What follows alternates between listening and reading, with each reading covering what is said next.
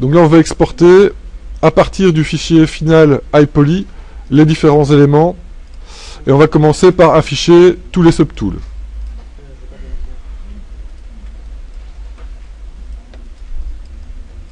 Ok. Alors, comment est-ce qu'on va diviser le personnage pour pouvoir faire un baking iPoly bien propre? Eh bien, on va... Attends. Donc, comment est-ce qu'on va diviser ça?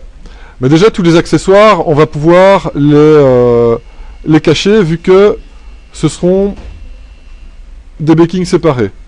Et dans les accessoires, ici, je mets les cheveux parce que ce sont des perruques, plusieurs perruques qui pourra enlever. Le masque, c'est un accessoire aussi. Donc tout ce qui est cheveux, j'enlève. Et dans son cas, il y a aussi les épaulettes qui sont des accessoires. Donc ça, c'est le personnage complet. Ok? Donc il y a les bras, avec des parties anatomiques, il y a les habits, il y a les ceintures, il y a les bottes, il y a le pantalon, il y a le visage, et il y a la barbe et les cheveux, etc. qui sont dedans. Maintenant,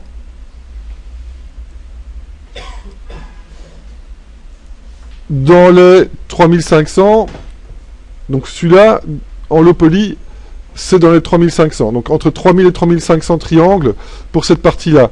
Ça pourrait être 3500 cheveux compris. D'accord? Donc ça, c'est en fonction de votre perso. S'il n'a pas de barbe, eh ben, vous mettez les cheveux avec. D'accord? Suivant le briefing.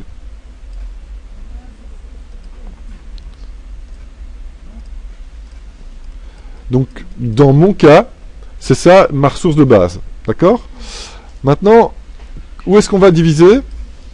Eh bien, chaque fois qu'il y a une grosse bordure, je risque de devoir mettre un hard edge et donc de devoir baker des objets séparément. Donc, au niveau de la veste, je vais faire un objet séparé et au niveau du gant, je vais faire un objet séparé. Je peux aussi séparer le bas du corps et le haut du corps, parce qu'on voit qu'il y a une grosse bordure ici au niveau du pantalon. D'accord? Au niveau de la botte, ça va aller, je vais pouvoir baker ça d'une seule pièce. Donc, ah oui, et toujours les globes oculaires, les baker séparément, puisque ce seront des low poly, des sphères en low poly qu'on viendra replacer dans Maya. Donc qu'est-ce que ça donne pour ce personnage-ci? Eh bien, je vais afficher juste d'abord la partie supérieure du corps.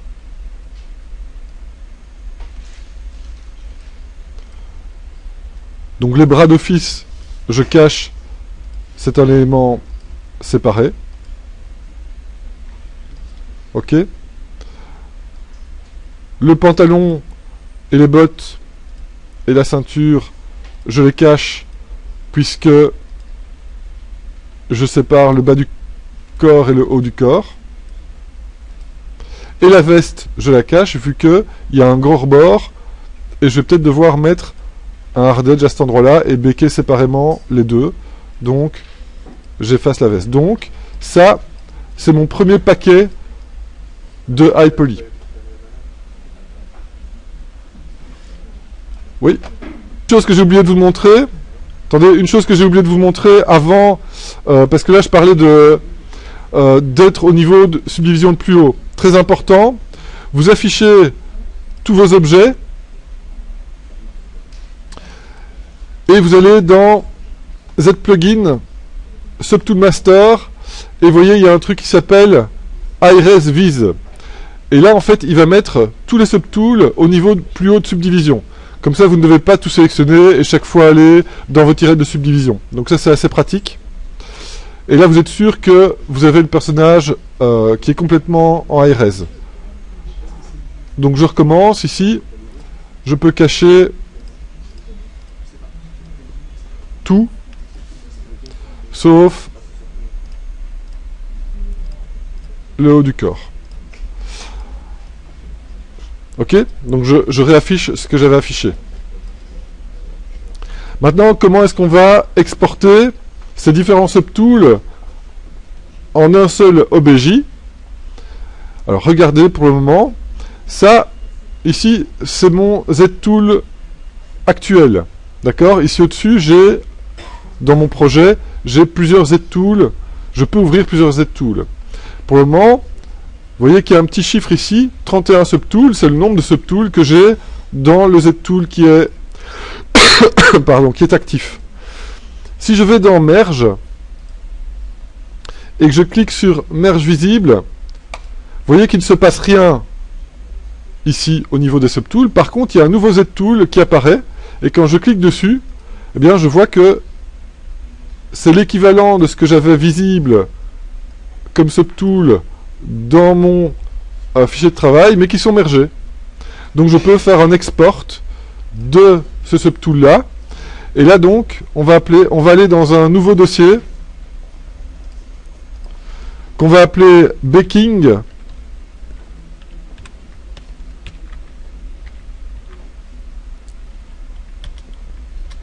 Et donc ça, ce sont les iPoly. Et là, c'est le i_body. Là, je vous conseille de bien faire une nomenclature bien propre, puisque c'est comme ça que vous pourrez vous repérer dans Xnormal quand vous voudrez charger les différents éléments. Donc bien différencier les high poly qu'on fait maintenant, les mid poly qui vont servir à retopo, et les low poly une fois que le low poly sera fait. Comme ça, vous savez exactement de quoi il retourne quand vous chargez vos éléments dans Xnormal ou dans 3D Coat.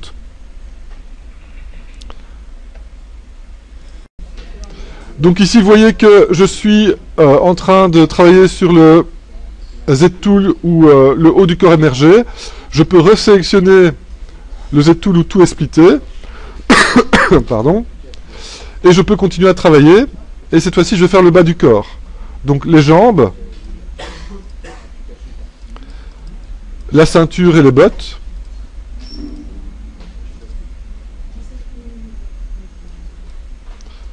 Donc là, c'est bien de bien connaître ces subtools.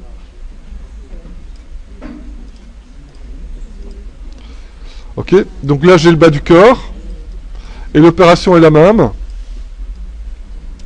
On fait un merge visible.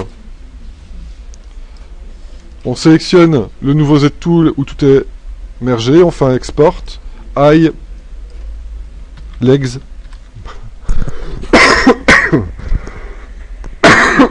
Pardon. Ah, ça promet sur la vidéo. Et donc on va répéter l'opération pour les autres éléments. Donc ensuite, dans mon cas, c'est la veste.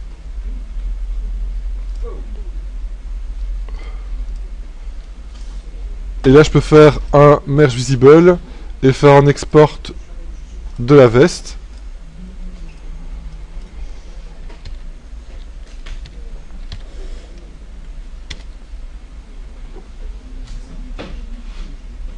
Voilà, donc là j'ai mon personnage complet. Maintenant, ses accessoires. Eh bien, il y a son masque. Alors son masque est dans un seul subtool. Donc je ne fais pas de merge visible. Je fais directement un export.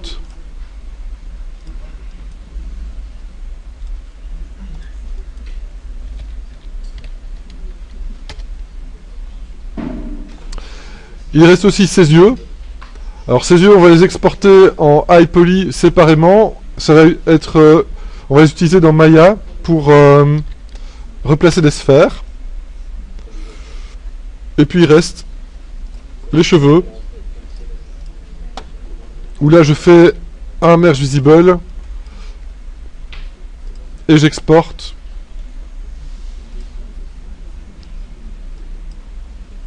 Ouais, 2 secondes.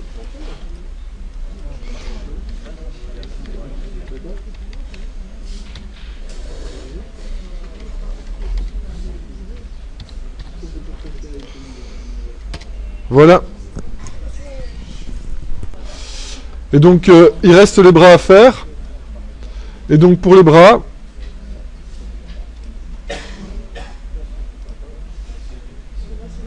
je vais exporter séparément. J'avais fait des autres bras. C'est pas grave. J'exporte séparément les bras.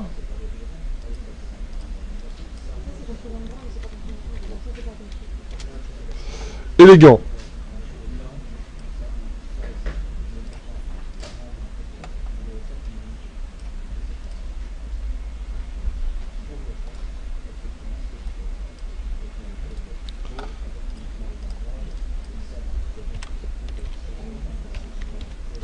Ok.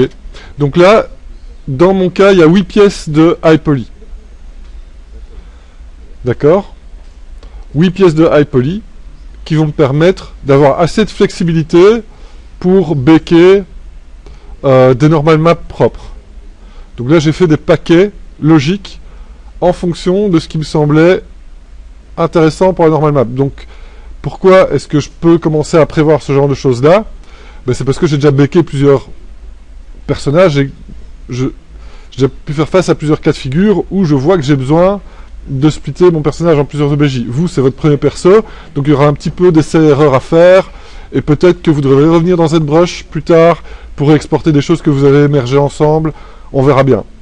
Dans le doute, je vous conseille d'exporter en plusieurs morceaux quand vous posez la question. Vous pourrez toujours rassembler ça dans Xnormal, que splitter ça si vous avez un problème, il faudra de toute façon le faire dans ZBrush. Ça va ?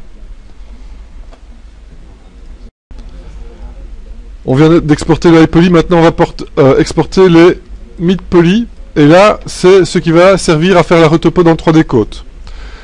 Et là je vais utiliser comme paquet les groupes logiques par rapport à mon low poly. Donc là, souvenez-vous, c'est bras séparés, le tronc complet et les accessoires. Donc dans mon cas, il y aura les bras complets, le corps complet avec le bas du corps, le haut du corps, la barbe, etc. Pas les yeux, toujours pas les yeux. Et puis il y aura son masque qui est un accessoire, et il y aura une de ses perruques qui sera un deuxième accessoire. D'accord? Donc dans mon cas, les bras sont séparés, mais dans votre cas aussi, de toute façon. Alors comment est-ce qu'on va faire pour exporter ça? Eh bien, première opération, on fait un merge visible, d'accord? Et on se retrouve avec un subtool avec les objets qui sont mergés les uns avec les autres. Maintenant, dans 3D Coat, ce qu'il est important de savoir, c'est que arriver dans 3D Coat avec des objets qui se superposent, donc plusieurs couches d'OBJ, par exemple le corps, plus le t-shirt, plus la veste, etc. 3D Coat a du mal à gérer ça. C'est-à-dire que de temps en temps, il va se taper à l'extérieur, de temps en temps sur le truc au milieu, de temps en temps à l'intérieur. Et c'est extrêmement énervant de débugger ça, et ça prend beaucoup de temps. Et tout le temps qu'on gagne à faire une retopo facile, on le perd à débugger quand il y a plusieurs couches. Donc la première chose qu'on va faire, eh bien, c'est recalculer un Dynamesh sur tout l'objet pour retendre une peau par-dessus tout l'objet. Et là, on va... Ici, je mets 1100 au niveau de la résolution pour être sûr d'avoir assez de détails et que les doigts ne se soudent pas. Surtout pour que les doigts ne se soudent pas. Ok? Donc là, le travail est fait, il a tout soudé avec un beau gros Dynamesh. Vous voyez que les doigts ne sont pas soudés. Alors, si je fais undo, on voit que là, je suis à 4 millions. D'accord? 4 millions, c'est beaucoup trop pour 3D Coat. Avec le Dynamesh, j'arrive maintenant à 300 000 rien que pour les bras. Vous voyez que c'est assez pour faire un low poly. Par contre, dans 3D Coat, on peut arriver avec 1 million au total. Là, c'est déjà 300 000 pour les bras. Si j'ai encore le corps et les cheveux, etc. à rajouter, ça va faire beaucoup. Donc je vais encore optimiser ça. Et comment est-ce qu'on va faire pour optimiser ça? Eh bien, on va utiliser un programme de décimation, d'optimisation. Donc là, je vous montre. Ça, c'est de quoi on part. Donc on a 300 000 points pour ceci. Et en fait, on va arriver à quelque chose d'optimisé.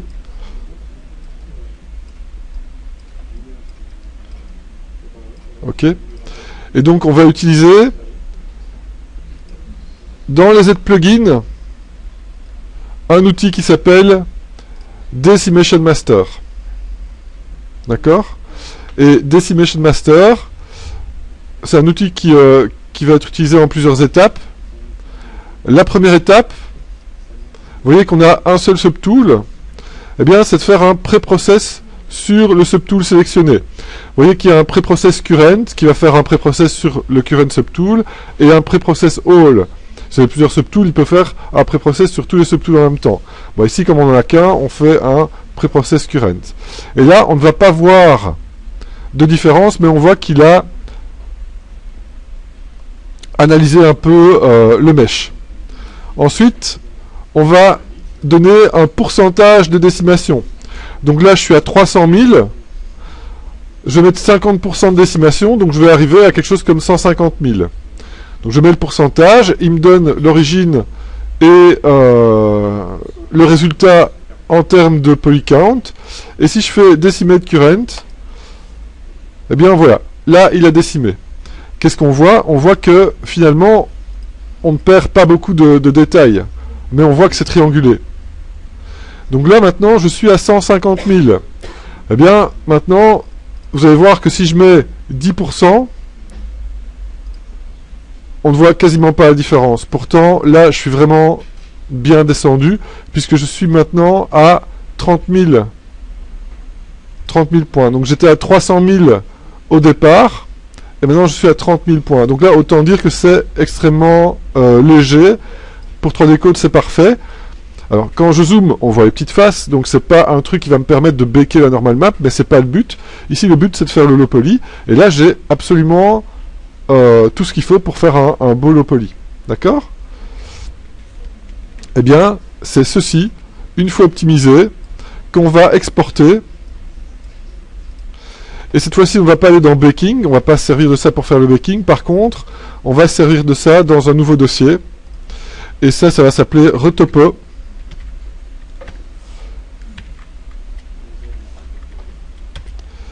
Et là, c'est mid.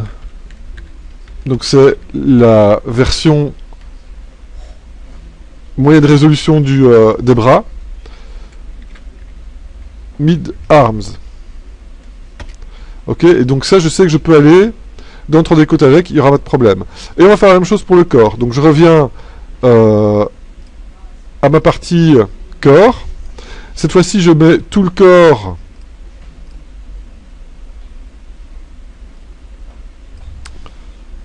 J'affiche tout le corps. Voilà. Je cache ce dont je n'ai pas besoin, c'est-à-dire tous les accessoires. Attention, bien cacher les yeux, je répète, mais on fait souvent l'erreur de laisser les globes oculaires dedans. Or, les globes oculaires, ce sera pour plus tard. Donc là, je cache à nouveau tous les accessoires. Et je cache les bras.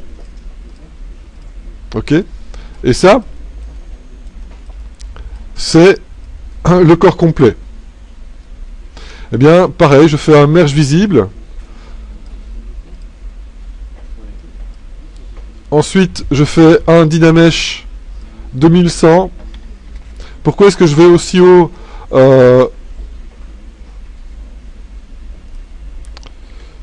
Pourquoi est-ce que je vais aussi haut au niveau du Dynamesh pour le corps? Parce que pour la tête, j'ai envie d'avoir la barbe et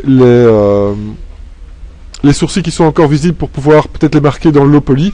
Donc je ne vais pas non plus trop raboter, être trop radin à ce niveau-là.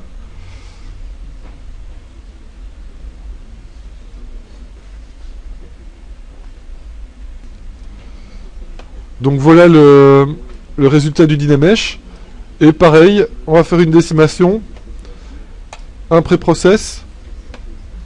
Vous voyez que le pré-process, il peut prendre du temps en fonction de la résolution de votre mesh, mais surtout de votre machine et de la taille de Donc en fonction des performances de votre machine, ça peut durer plus ou moins longtemps. Et donc pareil, ici, on va directement faire le décimètre à 10%. Et là, on voit que je passe aussi d'un grand nombre de polygones. Je crois que c'était 3 millions au départ pour le corps complet. Et là maintenant, grâce au Decimation, je suis à 75 000. Donc, s'il te plaît? Donc sans le grillage, voilà.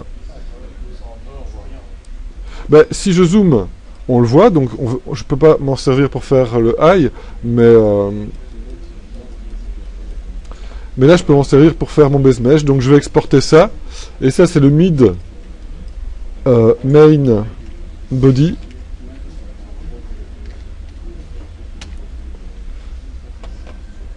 Ok. Et alors dans son cas, comme accessoire, je vais aussi faire les cheveux. Donc là je repars de la version mergée de la perruque. Je refais le Dynamesh assez haut.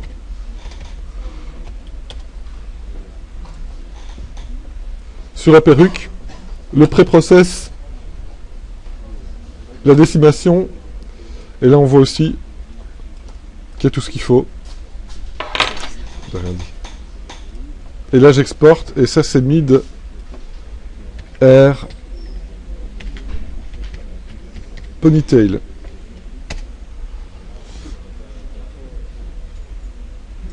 Alors quand vous avez ce genre de truc-ci, ok, c'est sûrement au Dynamesh qui a eu ça. Pour la retopo, c'est vraiment pas grave, ça va pas vous gêner.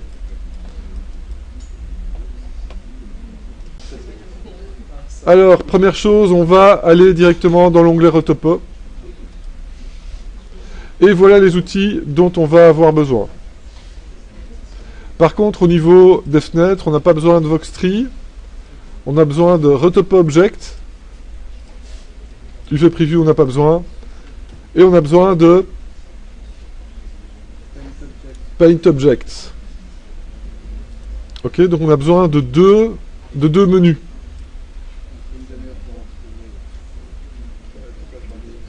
Ok. Ces menus, vous pouvez les docker à gauche.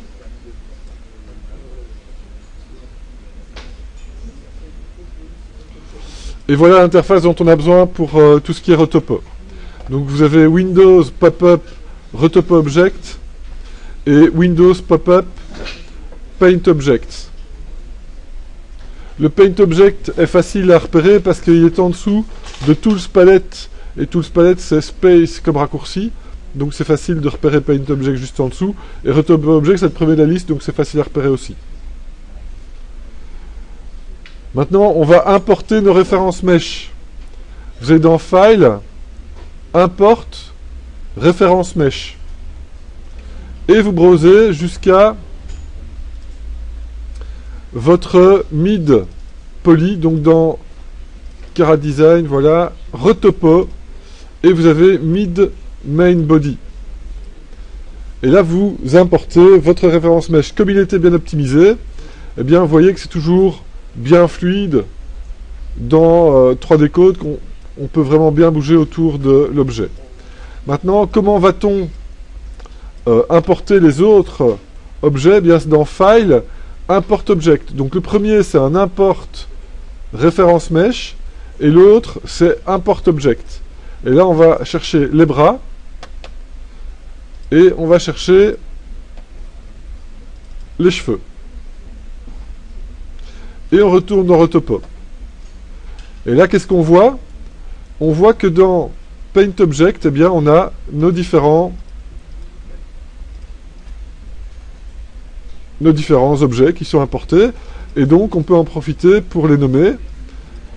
Et je vous propose de bien nommer vos bidules, parce que sinon, pour s'y retrouver, ça devient vite le Bronx. Oui.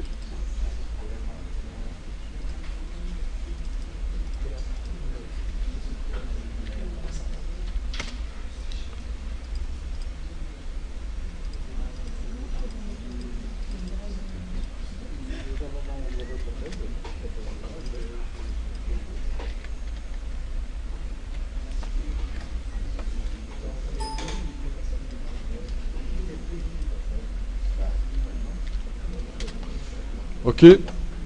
Donc ici, on a nos différents références mesh, nos mid-poly qui vont servir à faire la retopo. Alors, pour voyager dans la vue, c'est assez simple. C'est avec Alt, le clic gauche pour tourner autour du personnage, le clic du milieu pour faire un pan et le clic droit pour faire un zoom. D'accord? Donc ça, c'est assez facile. Si vous lâchez Alt, vous pouvez faire les mêmes opérations en cliquant à côté du modèle. Mais en général, quand vous êtes en train de peindre, vous êtes toujours sur le modèle, donc avec Alt, vous pouvez faire toutes les opérations. Première chose. Deuxième chose, vous pouvez changer l'ambiance avec un clic et puis un drag-drop vers la gauche et vers la droite. Et vous pouvez changer un petit peu la position de l'éclairage et l'illumination globale de la scène. D'accord? Pour avoir quelque chose de plus neutre, pour avoir plus facile pour travailler.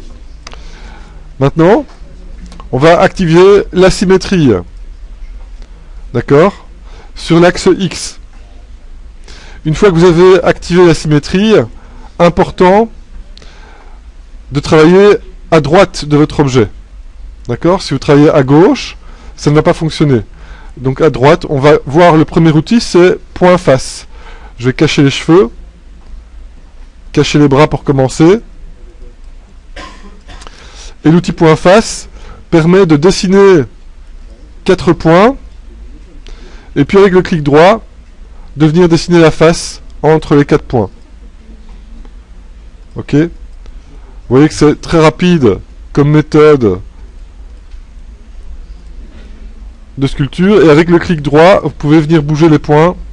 Et alors venez snapper les points sur l'axe de symétrie.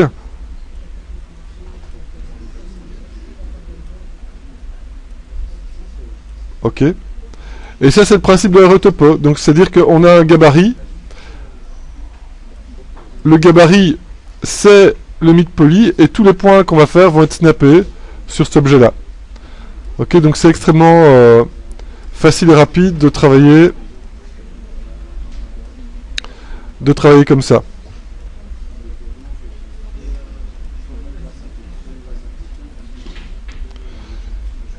Alors, vous voyez qu'au niveau de l'affichage, parfois on a le ref de base le mesh de référence qui traverse un petit peu trop la géométrie. Pour rectifier ça au niveau du visuel, vous augmentez le Z-bias, vous pouvez aller jusqu'à 10. Ça ne change pas votre low poly, mais ça change l'affichage, ce qui vous permet d'avoir un meilleur feedback.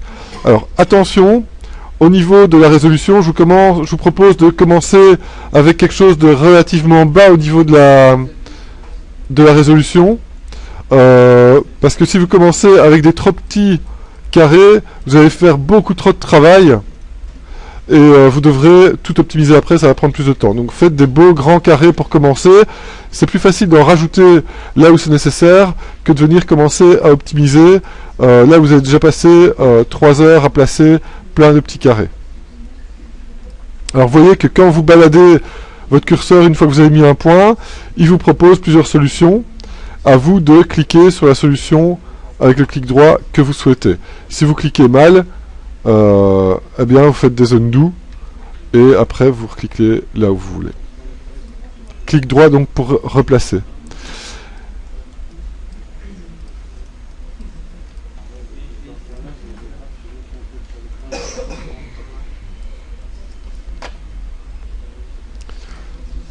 Avec cet outil point face, on peut vraiment déjà faire une grande partie. Ici, je bouge la lumière pour avoir plus facile de voir ce qui se passe. On peut déjà faire pas mal de travail.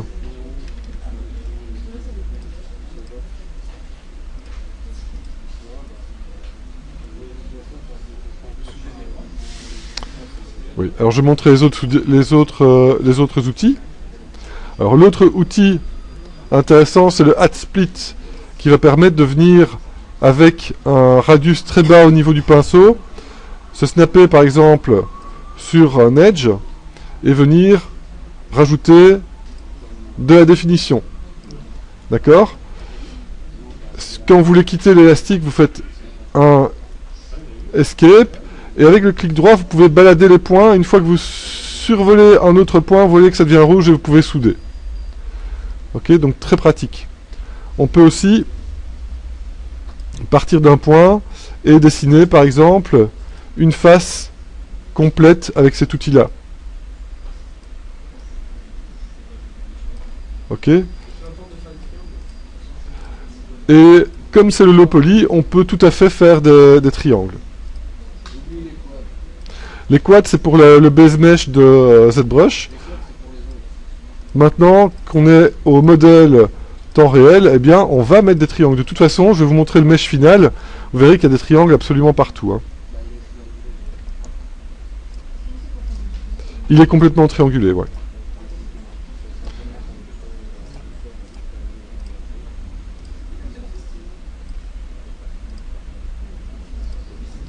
Ok, donc deuxième outil qui permet à la fois de faire des cuts et à la fois de dessiner des faces à la main.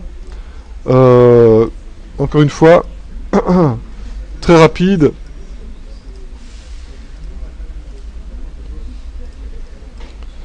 Ok, donc voilà un peu le genre de travail qu'on va faire. Deux types de bugs qu'on peut avoir avec ces outils-là. Avec le split, c'est de faire un point qu'on croit être snappé ou LD, mais qui ne l'est pas. D'accord? Donc si vous avez cliqué juste à côté, eh bien, vous allez avoir un doublon. Eh bien là, on fait le weld, juste en promenant le point sur l'autre, et puis on lâche pour rectifier le bazar. Avec le point and face, ben, le risque c'est d'avoir des points que vous ne voulez pas sur le mesh. Et pour ça, il suffit de survoler le point, et quand il devient blanc, vous cliquez sur Delete. Attention, il faut avoir l'outil point face pour pouvoir faire ça. Ok? Au niveau de l'outil sélectionné.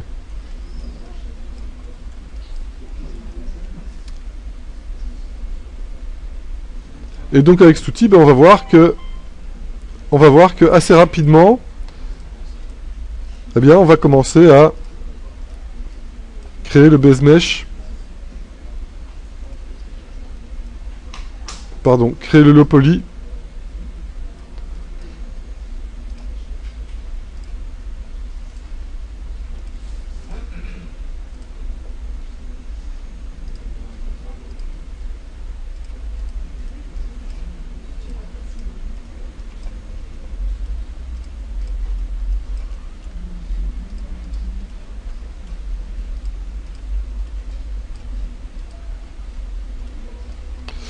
Et avec un peu d'habitude, ça peut vraiment aller très vite.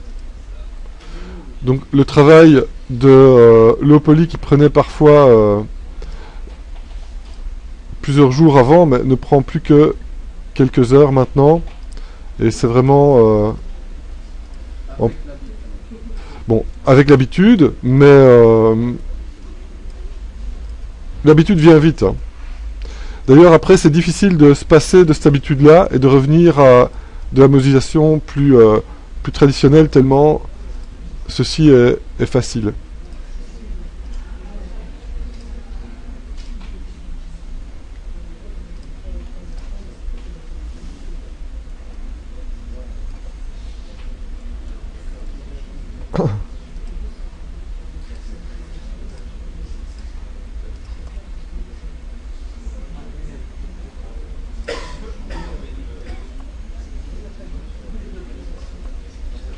Oui.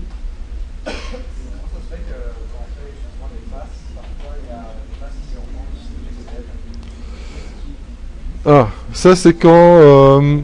bonne question. Comment voir qu'on a mal weldé un point? Ben, par exemple ici, si je weld pas bien...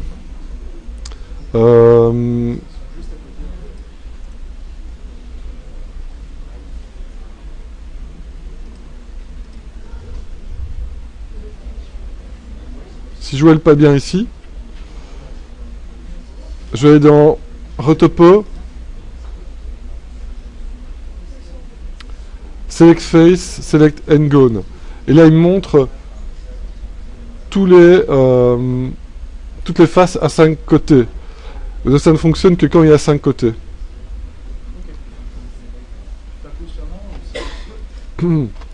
qu'est-ce qui est intéressant de garder au niveau du visage? Eh bien, avoir des loupes autour des yeux pour pouvoir fermer les yeux et cligner des yeux. Même si dans ce cas-ci on n'aura pas d'animation faciale, c'est bien de prendre l'habitude d'avoir des beaux loupes autour des yeux pour pouvoir faire des expressions, pour pouvoir avoir une bonne interpénétration entre le globe oculaire et les paupières. Pareil au niveau de la bouche, même si on n'a pas d'animation, garder des beaux flots au niveau des lèvres, de la commissure et de la lèvre inférieure. C'est assez intéressant.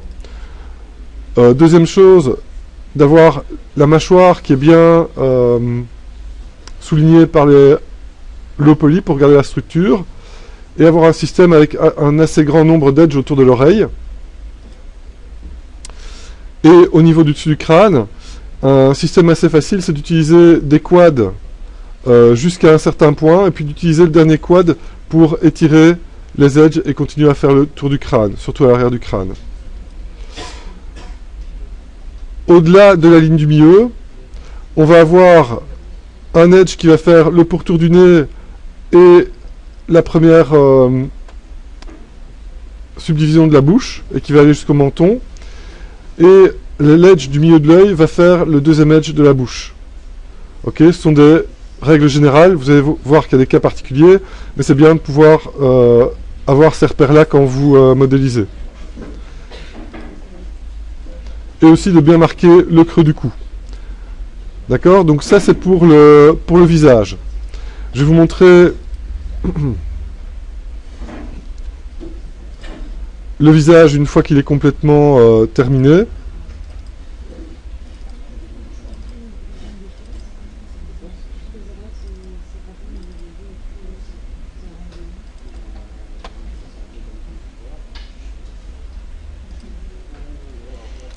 Ok. Vous voyez, donc là, on a le personnage, vous voyez le genre de densité de maillage qu'on obtient.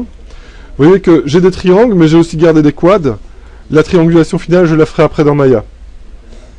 D'accord? Donc je ne marque vraiment que ce que j'ai besoin de marquer ici de manière générale.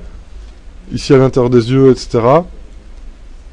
Là, ici pour le creux du cou.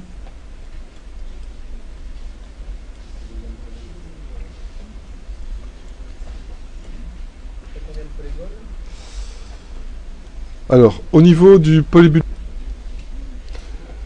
donc dans Maya, au niveau du polybudget,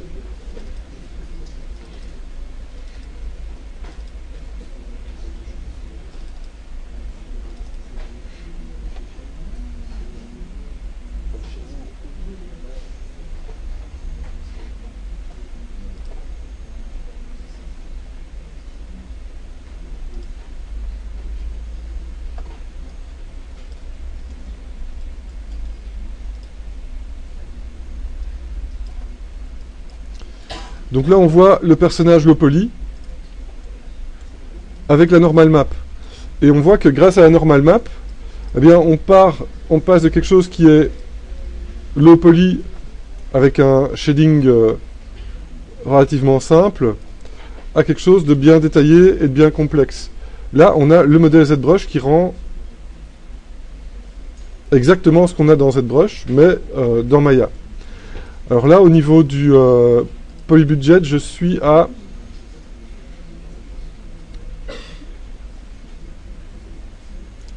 où est-ce qu'il est?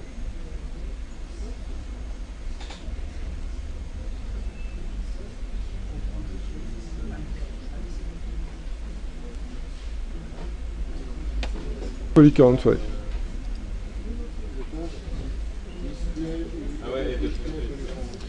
Ok, donc qu'est-ce que j'ai là pour le moment?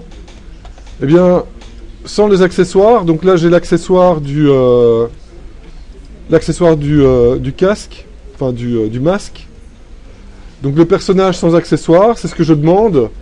Là je suis à 3300 triangles. D'accord? Et quelle répartition est-ce que j'ai? Bien, pour les bras j'ai plus ou moins 1300. Pour le corps c'est plus ou moins 2000. Et avec les yeux je suis à un petit peu plus de 2000. D'accord, donc là on voit qu'il y a les globes oculaires qui viennent à l'intérieur des paupières.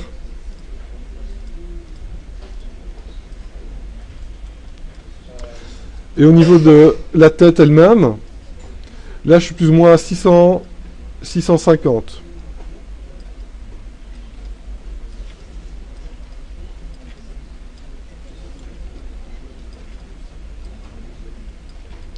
Ok, donc rien que pour la tête, je suis plus ou moins à 650.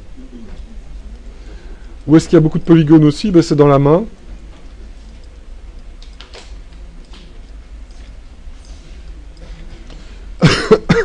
Où je suis plus ou moins à 400, rien que pour la main, pour une main. D'accord? Donc comme ça, vous avez une idée de plus ou moins comment répartir. Bon, ici, moi, il y a un endroit où il y en a beaucoup, c'est au niveau de la boucle de ceinture. Bon, chez vous, ce sera peut-être autre part. Et là, ben, c'est à vous de balancer un petit peu les différentes choses. Pour préciser les accessoires, en fait. Alors, on va voir encore quelques nouveaux outils pour la retopo. Un outil très intéressant. Donc, imaginons ici que j'ai un réseau de quad pour la partie de sa veste. Vous voyez que très rapidement, avec quelques clics, eh bien, on peut couvrir facilement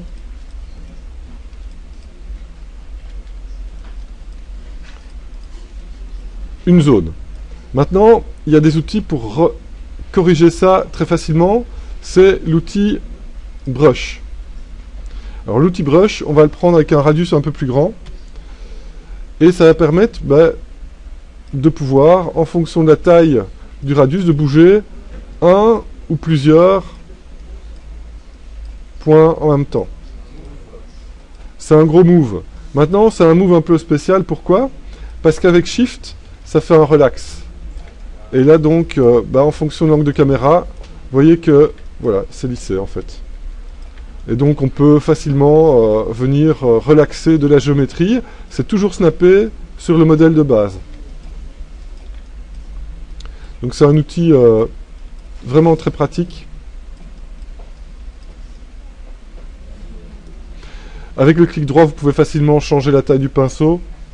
Donc, c'est toujours assez utile.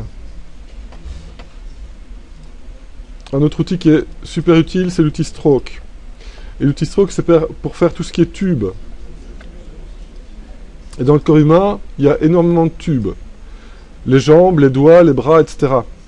Exemple, on va commencer par faire des sections en commençant hors du modèle et en terminant hors du modèle. Et là, on voit qu'il fait des sections. On peut indiquer des sections jusqu'au bas du pantalon, au bas de la botte, pardon. Donc on fait les sections, chaque fois dans l'angle de la caméra. Et puis on lui indique une cross-section. Une fois qu'on a fait ça, on lui dit juste le nombre de segments, 8 pour les jambes. Et quand on clique sur Entrée, eh bien il fait tout le truc. Bon, parfois il y a des petits trucs à corriger, mais en général ça marche plutôt bien. Donc je vais répéter pour les doigts par exemple. Alors je profite de ceci pour vous montrer les layers de retopo. On voit que la retopo du corps, je la fais dans le retopo ici, retopo groupe 1, et ça c'est retopo body. Et là, je vais créer un nouveau layer, et ce sera retopo arm. Et donc, je pourrais travailler dans des layers différents pour faire les différentes parties. Et donc là, pour le bras, même chose.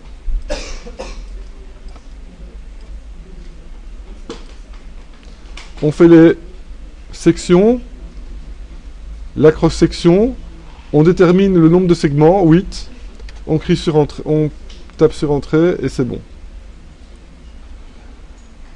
Maintenant, on peut toujours utiliser le split ring pour rajouter des segments. Et on peut utiliser le collapse pour collapser des segments. On peut même aussi collapser des rings entiers. Ok. Un mec tout seul. Exactement, un mec tout seul, un russe tout seul. Ouais. Alors pour les doigts, rien de plus facile. On met une barre à chaque phalange et au bout du doigt. On trace la cross-section. On va mettre 6 au niveau des segments. Et on a le doigt qui est fait. On ajoute les sections intermédiaires. Le doigt est modélisé. Et avec le cap, au lieu de faire un clic droit pour boucher sans point, on fait un clic gauche et on bouche avec un point. Et donc ça veut dire que vous pouvez faire tous les doigts et modéliser la main en low poly en quelques minutes.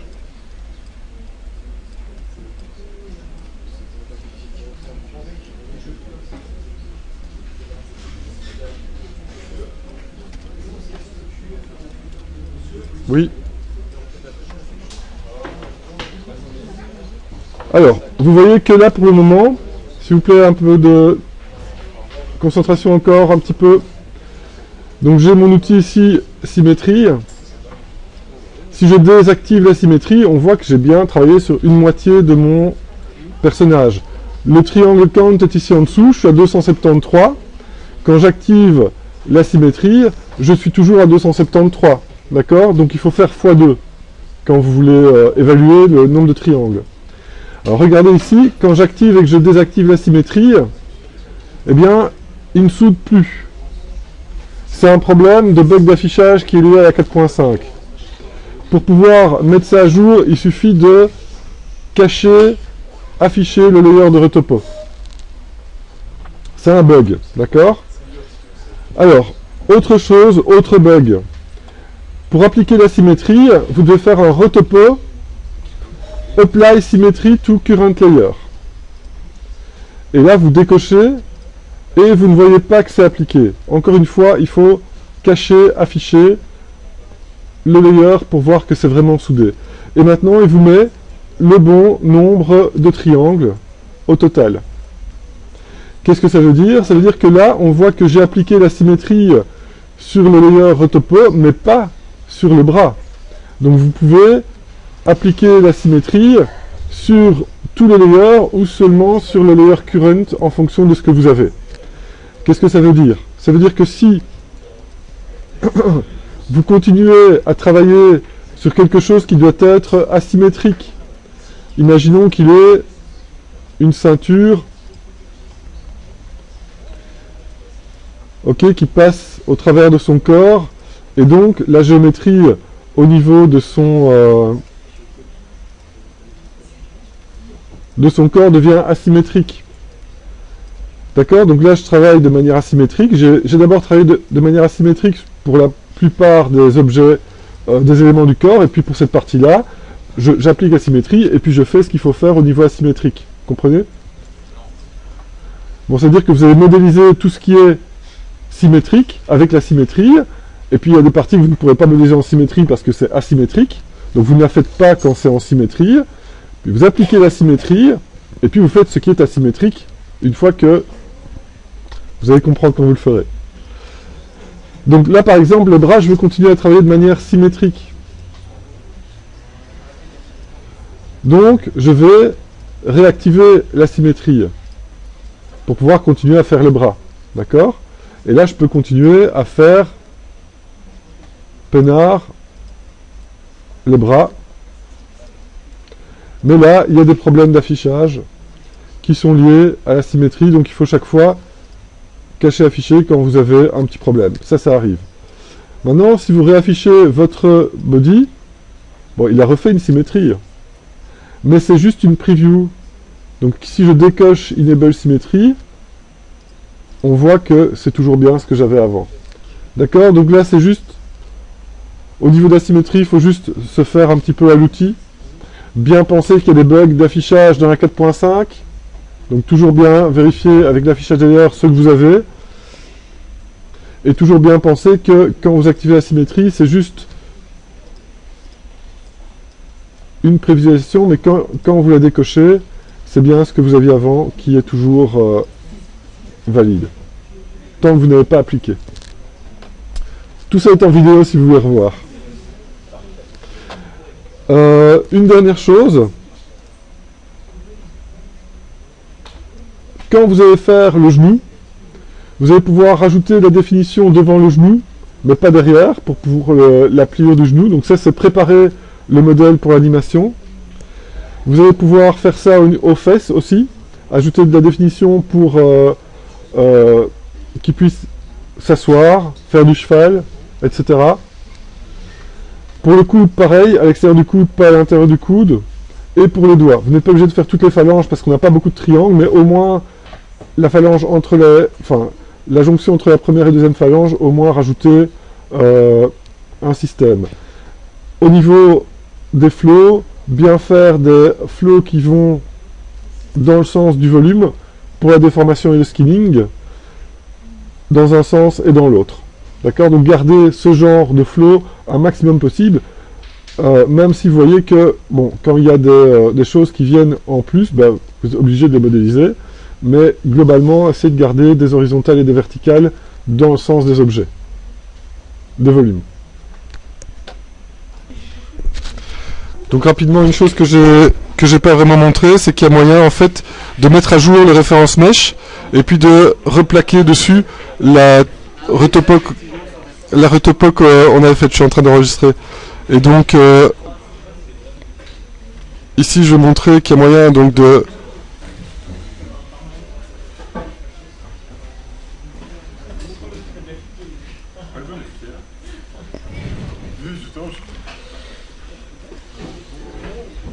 donc ici, je vais refaire le cube de primitif pour être sûr que ce soit à la bonne échelle.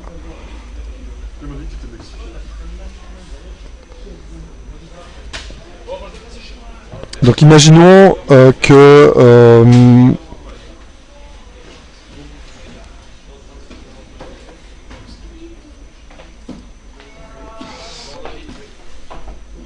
imaginons que voilà, j'ai dû modifier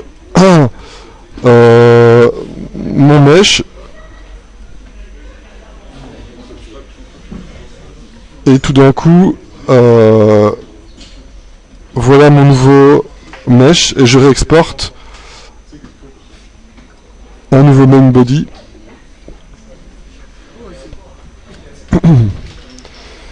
Et bien ici dans 3D Code, je peux faire un retopo export de la retopo courante. Donc c'est tmp.obj. Je peux maintenant faire un nouveau